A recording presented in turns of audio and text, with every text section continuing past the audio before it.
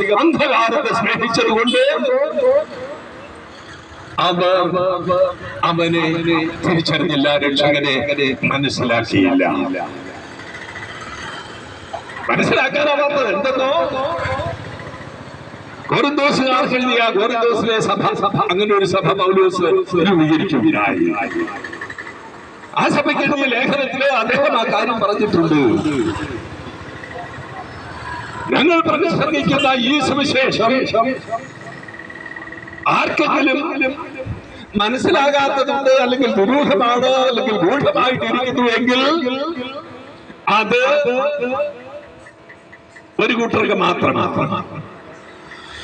അത് ആർക്കെന്നോ, ഈ ലോകത്തിന്റെ ദേവൻ അവരുടെ മനസ്സിനെ അന്ധമാക്കിയിരിക്കുന്നതിനാൽ ദൈവത്തിന്റെ പ്രതിരൂപമായ ക്രിസ്തുവിന്റെ മഹത്വമേറിയ സുവിശേഷത്തിന്റെ വെളിച്ചം അവർക്ക് ദൃശ്യമല്ല. എന്താ സംഭവിച്ചത്? ഈ ലോകത്തിന്റെ ദേവൻ അവരുടെ മനസ്സുകളെ അന്ധമാക്കിയിരിക്കുകയാൽ ദൈവത്തിന്റെ പ്രതിരൂപമായ ക്രിസ്തുവിന്റെ മഹത്വമേറിയ സുവിശേഷത്തിന്റെ വെളിച്ചം അവർക്ക് ദൃശ്യമല്ല. ഇപ്പോഴും അതാ സ്ഥിതി.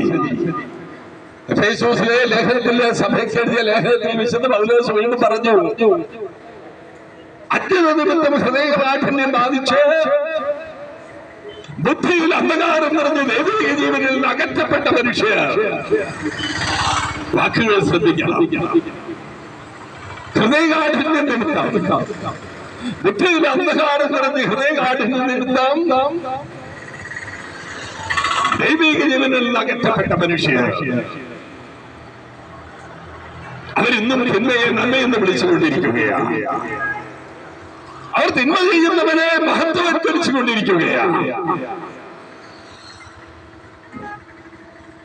തിന്മ ലോകത്തെമ്പാടും ആഘോഷിക്കപ്പെട്ടുകൊണ്ടിരിക്കുകയാണ്. അതുകൊണ്ടാണ് പറഞ്ഞത്, സത്യവെളിച്ചം സകല മനുഷ്യരെയും പ്രകാശിപ്പിക്കുന്ന സത്യവെളിച്ചം ഭൂമിയിലേക്ക് വരുന്നുണ്ടായിരുന്നു. ആ വെളിച്ചത്തെ മനുഷ്യൻ സ്വീകരിച്ചില്ല. അവൻ പകരം അന്ധകാരത്തിൽ നിന്നുകൊണ്ട് നന്മയെ തിന്മയെന്നും തിന്മയെ നന്മയെന്നും വിളിക്കുകയാണ്. അവൻ കയ്പിനെ മധുരമെന്ന് വിളിക്കുകയാണ്. അവൻ ഇരുട്ടിനെ പ്രകാശമെന്ന് വിളിക്കുകയാണ്. അതെ, ബോധപൂർവം അന്ധകാരത്തിൽ തുടരുന്ന മനുഷ്യൻ അവൻ നുണകളുടെ പ്രചാരവേലയിൽ ഏർപ്പെട്ടിരിക്കുകയാണ്. അവർ മനുഷ്യനെ കൊന്നുകൊണ്ട് സമാധാനത്തെ കുറിച്ച് പ്രസംഗിക്കുന്നു. അവർ ദൈവത്തെ നിഷേധിച്ചുകൊണ്ട് സാത്താനെ പൂജിക്കുന്നു.